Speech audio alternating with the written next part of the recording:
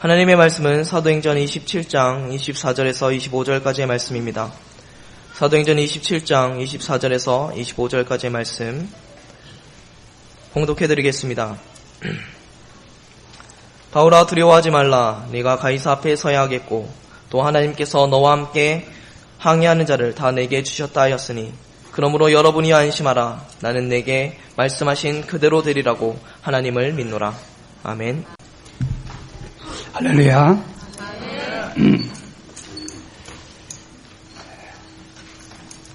우리가 이 세상 살면서 사람들을 보면은 두 부류의 사람들이 항상 공존해 있습니다. 성공한 사람, 실패한 사람 함께 사는데요. 교회 안에도 보면은 마찬가지입니다. 교회 안에서 하나님의 말씀을 붙잡고 은혜 받는 성도들도 있고 교회는 다니지만 여전히 불신자처럼 힘들게 사는 이런 사람들이 있습니다. 구원받은 성도는 나와 함께 하시는 하나님께 집중만 하면은 반드시 성공합니다. 근데 사단이 집중하지 못하도록 자꾸 속여요. 하나님 바라보지 않고 자꾸 세상을 바라보니까 흔들리게 되고 실패하게 되는 줄로 믿습니다. 제가 이야기하는 성공과 실패는 세상 사람들이 말하는 성공, 세상 사람들은 자신이 원하는 뭔가를 이룬 사람들을 성공했다고 말하고 자신이 원하는 걸 이루지 못하면 실패했다고 말하는, 저는 그런 성공 실패를 말하는 것이 아니고 하나님의 말씀을 기준으로 한 성공 실패를 말합니다. 우리가 사회적으로 아무 높은 지위에 올라가고 어마어마한 재산을 모았다 할지라도요, 생활 속에서 보람을 느끼지 못하고 마음의 행복이 없다면 그것은 행복은 아닙니다. 성공이라고 말할 수도 없습니다. 진짜 성공은 자신의 삶을 돌아보면서 보람을 느끼며 행복해하는 거예요. 저는 말씀을 보니까 그게 진짜 인간 살아가는 참 모습인 것 같아요.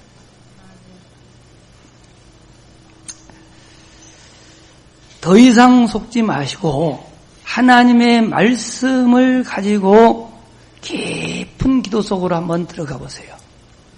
그러면은 세상 돌아가는 것이 보입니다. 그리고 이 시대가 보입니다. 더 나아가 자기 자신의 인생 터미널, 나의 종착역이 딱 보여요. 그러면은 행복해지고 힘도 생깁니다. 그 맛을 봐야 돼요. 맛을 보지 못한 상태에서 아무리 이 얘기를 들어도 실감이 나지 않아요. 하나님은 그 맛을 보도록 전도자의 삶을 통한 축복을 체험하라는 귀한 말씀을 주시고 계속 걸어가는데도 불구하고 내가 실천하지 않아요. 기도하라고 아무리 해도 내가 기도하지 않으면 그 말씀은 별로 의미 없어요. 이번 한 주간만이라도 하나님이 이 시간 여러분에게 주시는 이 말씀을 붙잡고 깊은 기도 속에 들어가 참 성공과 참 행복이 무엇인가를 체험할 수 있기를 주님의 이름으로 축원합니다. 아마 나이 드신 분들은 더 그런 걸 느낄 거예요. 참 이해가 안 되네. 세상 돌아가는 것 보면은 참 이해가 안 돼요. 분명 세상은 많이 발전해서 좋은 것이 참 많이 좋아졌습니다. 엄청 좋아졌습니다. 얼마나 세상이 살기 좋아졌느냐? 진짜입니다. 지금 그렇게 막 공부 그럴 필요 없습니다. 왜냐? 공부 많이 하고도 실업자들 많아요. 자기 전공 못 살린 사람도 많아요. 이제는 공부하지 않고요. 또요, 남의 도움 없이도요. 사실은 인터넷 하나만 올바르게 사용할 줄 알아도요. 인터넷을 통해서 얼마든지 자신이 원하는 정보, 자신이 원하는 자료 다 빼볼 수 있어. 편리한 게 얼마나 많은지 몰라. 인터넷보다 더 편리한 거 요즘에는 스마트폰 통해서요. 다 봐요.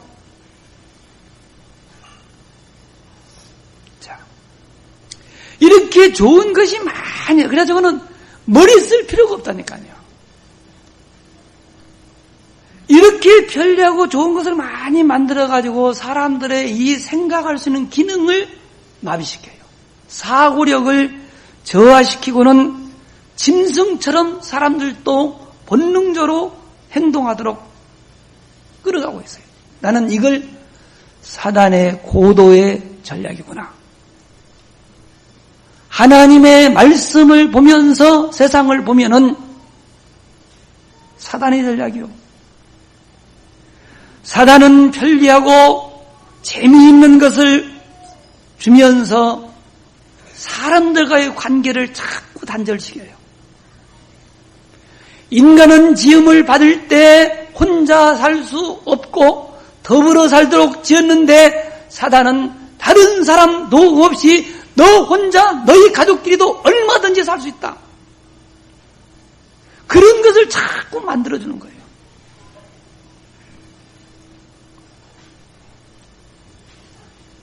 그러면서 더불어 살지 말고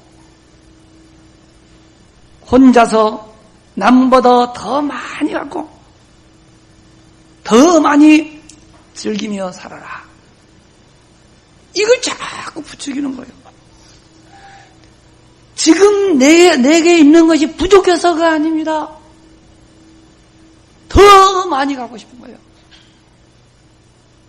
지금 있는 지위가 낮아서가 아니라 더 높은 곳이 있어요. 그곳에 올라가야만 될 것 같아요. 올라가 보세요. 가서 보면 허무합니다. 사람들은요, 인생을 즐기기 위하여 편리한 도구, 기계를 많이 만들면은 기계를 시키고 그 나머지 시간 내가 즐길 수 있는 시간을 갖고자 해요. 많은 것을 만들었습니다. 그래, 얼마나 좋느냐고.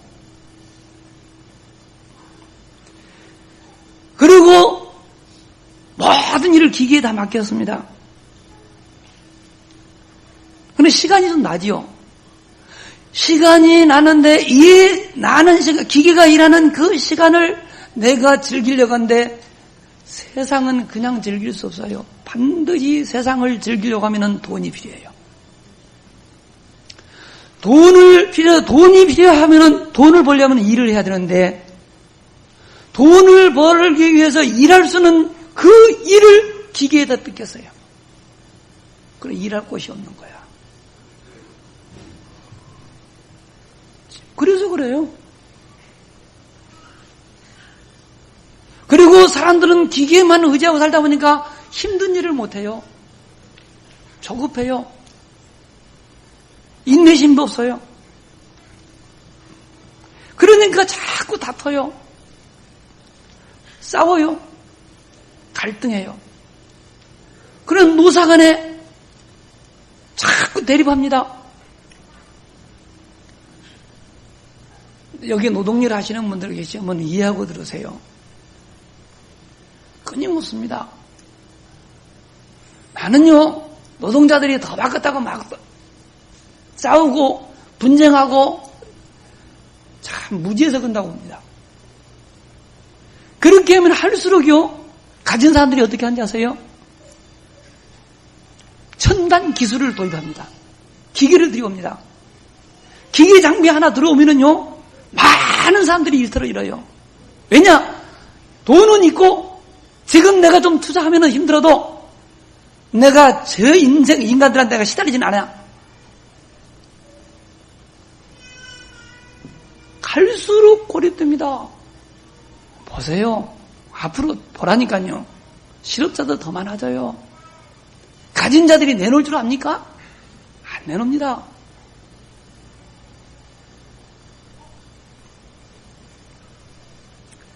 이러다 보니까 가진 사람들은 더 많이 갖게 되고 없는 사람은 더 없다니까. 여기 앞에 있는 빌라 질적에 내가 자세히 봤다니까요. 저 4층 건물 지는데요, 노동자들 내가 보니까요 10여 명 일하는 것 같아. 10여 명에서 일을 다 끝내버리더라고. 얼마 걸리지도 않아. 얼마나 공기가 짧아요. 여러분 어떻게 하냐면, 나는 여기서 있으니까 보잖아요. 기계가 다 하는 거야. 기계가 다요. 뭐 전화리고는 크레인이 와가지고 교회고 주변 시끄러우니까요 아침 일찍 와가지고 해버려요. 그러니까 여러분은 못 보잖아요. 이야, 저러니 노동자들 일할 것이 없네. 그러면서 누가 돈을 벌어갑니까? 노동자들이 가져야 할 돈 가지고 기계 산 사람들이 가져가는 거예요. 그러니까 자꾸 빈부격차는 심화될 수밖에 없는 거예요. 그러면 없는 사람들은 내가 일을 안 해서 그렇구나 이렇게 생각하지 않고, 가진 놈들이 자기가 또 뺏어갔다고 착각을 해요. 내놓으라고 싸워요. 가진 사람들은 안 주겠다고 싸워요.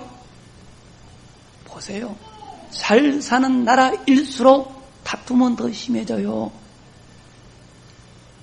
이게 악순환입니다. 알면서도 끊을 수가 없어요.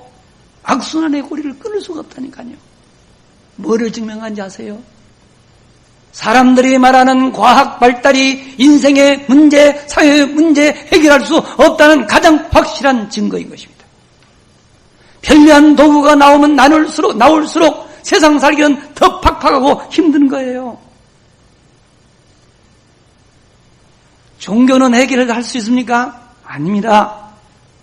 종교는 이러한 미래를 예언하며 이 모든 원인이 사람들의 그 욕심에서 나온 것이니 욕심을 버리라고 가르쳐 줍니다.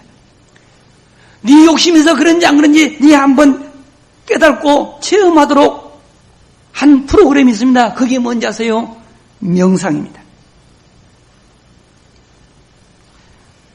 바쁜 일상생활에 쫓기는 현대인들에게 가장 필요한 것은 다람쥐 쳇바퀴 돌듯 하는 이 삶에서 좀 벗어나 한적한 곳, 조용한 곳, 자기만이 뭔가 좀 생각할 수 있는 이런 시간 갖기를 간절히 고대합니다.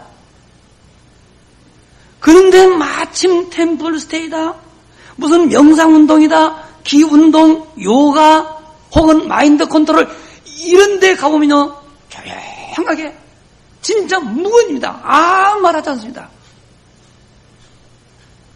뭐 하도록 할까요? 네 지난 인생을 돌아보며 너희의 지금 삶을 살아봐라. 그게 인생이냐? 왜 이런 일이 났다고 보냐? 네 이렇게 살다 죽으면 어떻게 되느냐? 가만히 생각, 이게 내가 인생을 잘못 산 거야. 쓸데없는 욕심을 내가 많이 가졌구나. 그래, 욕심을 버리고 이제 좀 더 남에게 여유를 가지고 살아야지라고 이제 굳게 결심하고 내려왔습니다. 자기가 결심한 대로 살아려고 하는데 그렇게 사니까 살만해요? 온갖 세상 사람들이 일들을 찾아와가지고 나를 잡아먹으려고 하는데 됩니까? 안 되는구나. 그래서 또다시 과거로 돌아갑니다. 과거로 돌아가서 보니까 또 인생이 살기 힘듭니다. 이건 여러분처럼 지금 없어서 의식주 문제 가지고 고민하는 사람들은 제가 하는 말이 무슨 말인지 모르지만 지금 사회적으로 성공한 사람들은요 지금 대부분이 그 고민하고 있어요. 그래서 너무 힘드니까 그 순간순간을 넘기기 위해서 술을 마시다가 알코올 중독된 사람, 이것 때문에 어떤 마약에 빠진 사람, 그래서 엘리트층에 오히려 고민한 사람이 더 많아요.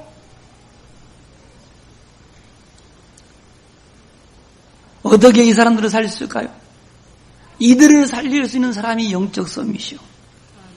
하나님은 이러한 사람들을 살리는 영적 서밋으로 성도들을 부르셨건만 성도들은 그걸 몰라요. 그래서 사도 바울 같은 경우로 배설물처럼 여기던 그것을 쫓아가려고 불신자들처럼 똑같이 그것 없다고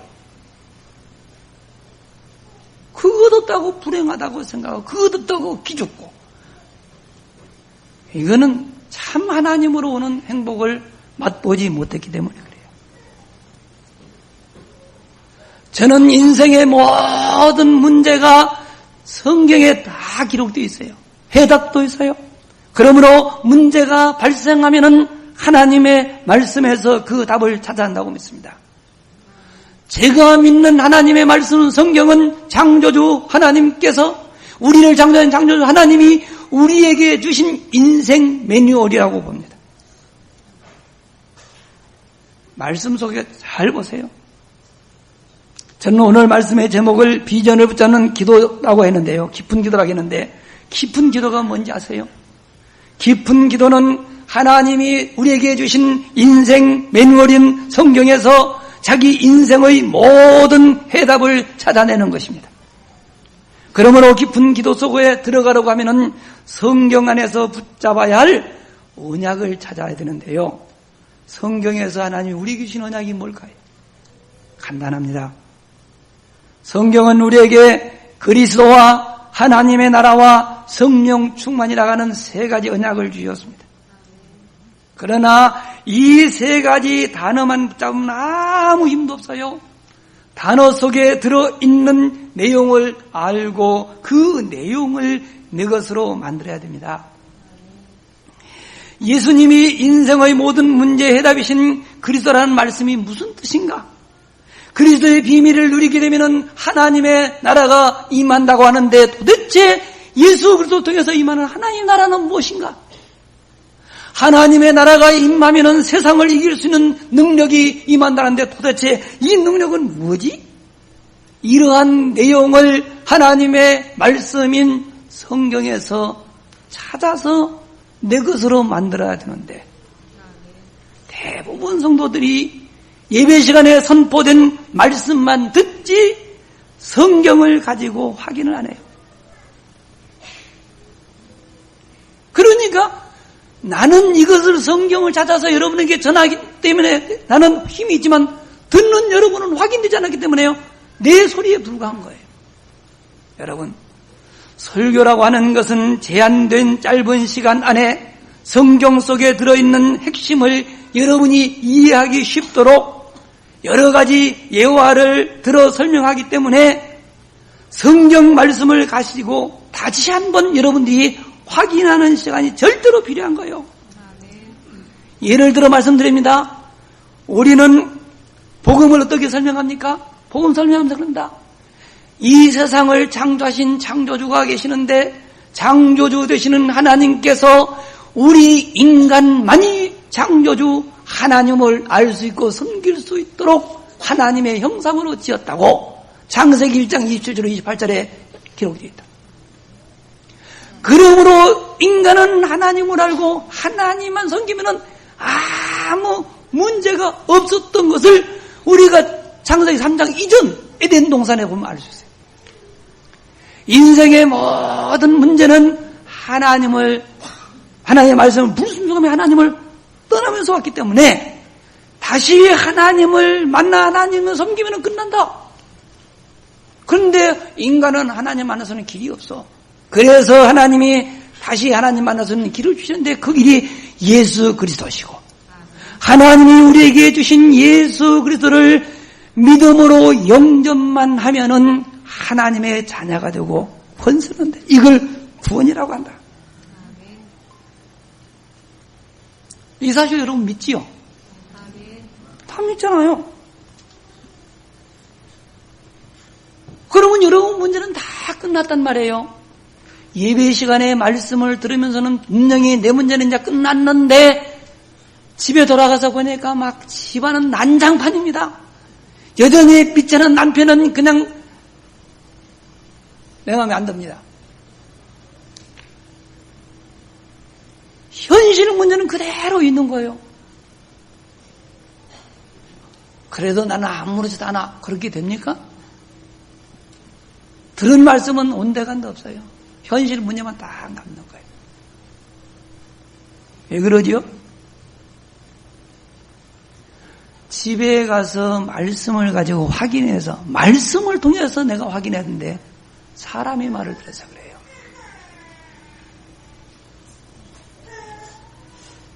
성경에 보면요, 데살로니가 교인들을 칭찬하면서 데살로니가 교인들은 베레아 사람보다도 더 신사적이어서 사도 바울이 전해준 말씀을 듣고 집에 돌아가서는 성경을 가지고 다시 확인해 봤던 거예요.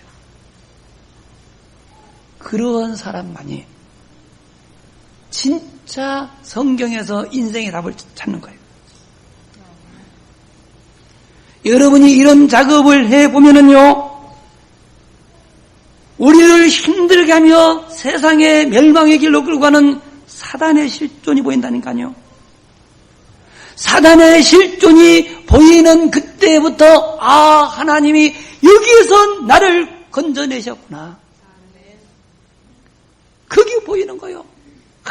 그래서 하나님이 우리에게 주신 축복이 나와 함께하는 것이구나. 그리고 인생 터미널이 보여요. 내 인생 끝이 보인다니까요. 저는 그게 보입니다. 궁금하시죠? 내 인생 끝이 무엇이냐? 저는 다른 데 두지 않습니다. 나는 마태복음 24장 14절에 보니까 이 복음이 모든 민족들에게 증거된 이후에 끝이 오리라고 말씀하셨고, 사도행전 1장 11절에 보니까 분명히 예수님은 재림을 약속하셨습니다. 그렇구나. 이 세상 문제는 복음이 증거된 이후 주님이 재림하기 이전까지는 세상 문제는 점점 악화되는 것이지 해결되지 않아요. 주님이 오시는 그날 우리는 영광스럽게도 만왕의 왕 되신 우리 주 예수 그리스도를 신랑으로, 우리는 신부로 공중에서 만나 혼인잔치 이후에 천국에 들어가도록 보장되어 있어요. 저는 그 사실을 믿습니다.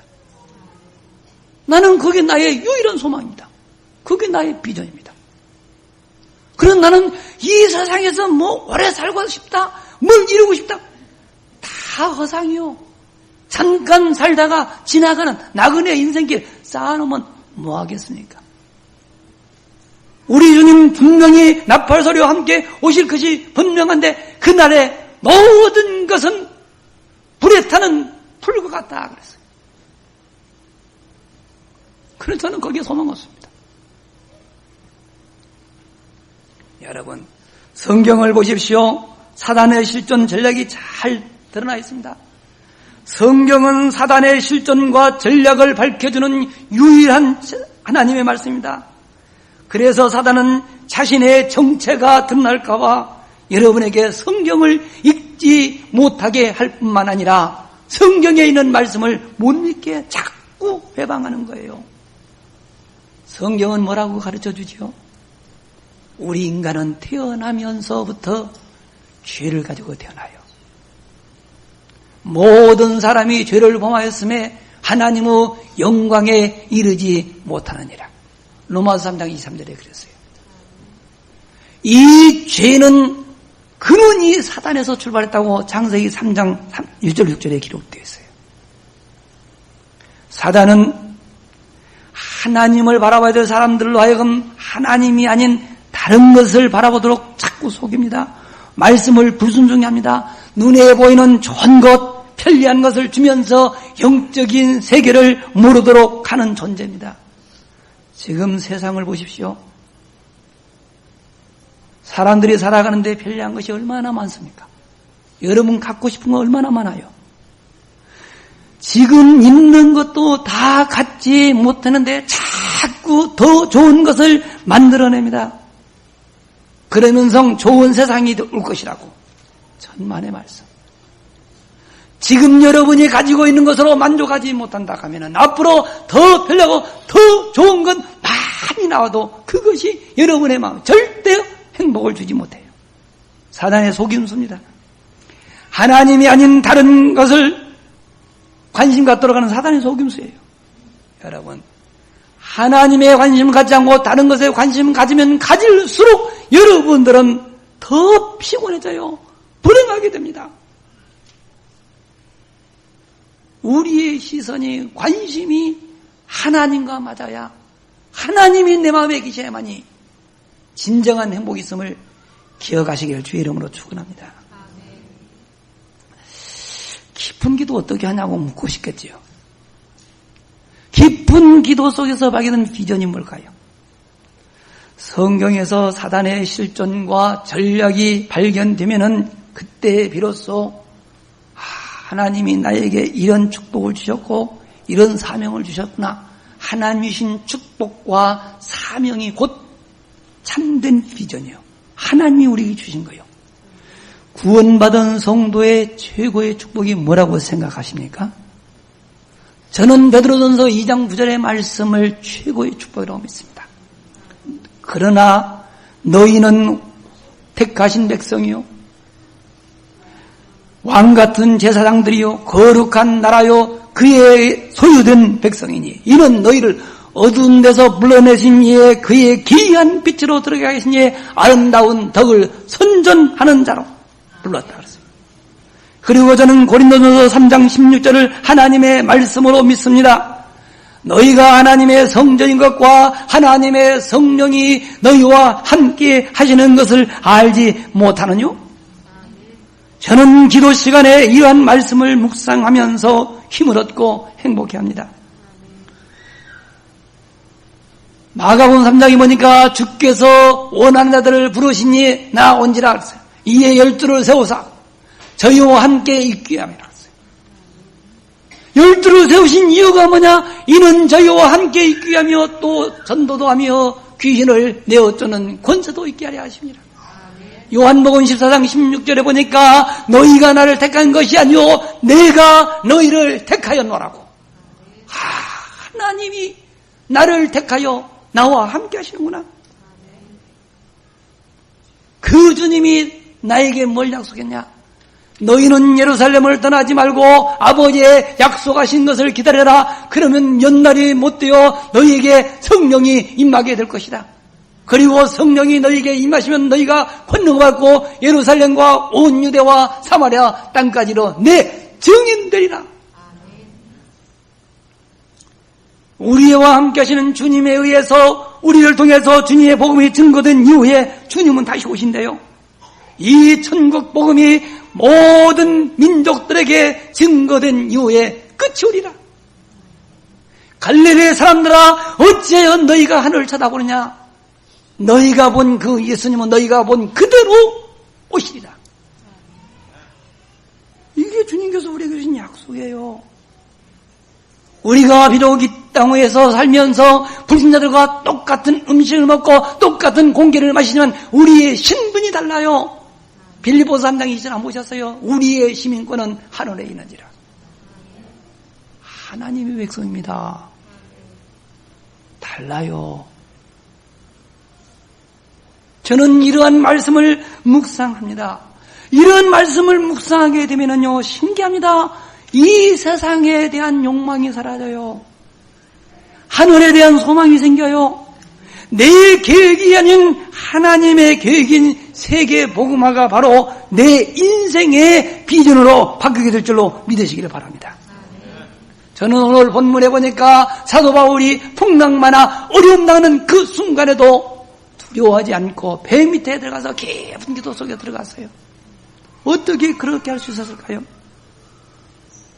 그는 자기를 향한 하나님의 계획, 노마까지 가서 아니 서바나까지 가서 증인으로 살 것을 확실히 믿었기 때문에 아무 두려움이 없어. 왜냐? 자기 인생 터미널, 자신을 통해서 하나님께서 이루고자 하는 확실한 계획, 이 비전이 있었다 그 말이에요. 이게 있어야 되는 거예요. 여러분, 말씀을 진짜 붙잡고 성경을 좀 제발 부탁합니다. 읽으세요. 성경에서 증거를 붙잡으세요. 그래야만 든든합니다. 흔들리지 않습니다. 반석처럼 되는 거예요. 간곡히 부탁합니다. 우리 오산어교회 성도들만이라도 하나님의 말씀 성경을 사랑하고 그 말씀을 붙잡고 깊은 기도 속에 들어가 자기의 인생의 비전을 붙잡는 그날이 속히 돌아오기를 기도하겠습니다. 기도합니다. 하나님, 주님은 우리에게 전도자의 삶을 통한 축복을 주시려고 매주일 말씀을 주시지만 말씀을 듣기만 하고 확인하지 못하는 저희들에게 오늘은 말씀을 들은 것을 성경을 통해서 확인하고 그걸 내 것으로 만들라고 말씀을 주셨습니다.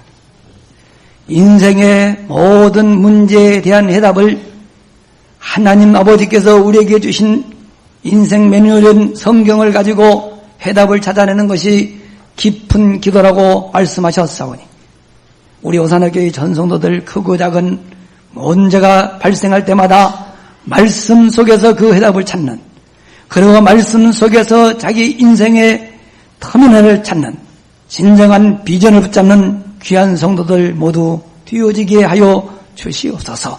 우리 구주 예수 그리스도의 이름으로 간절히 기도드리옵나이다. 아멘.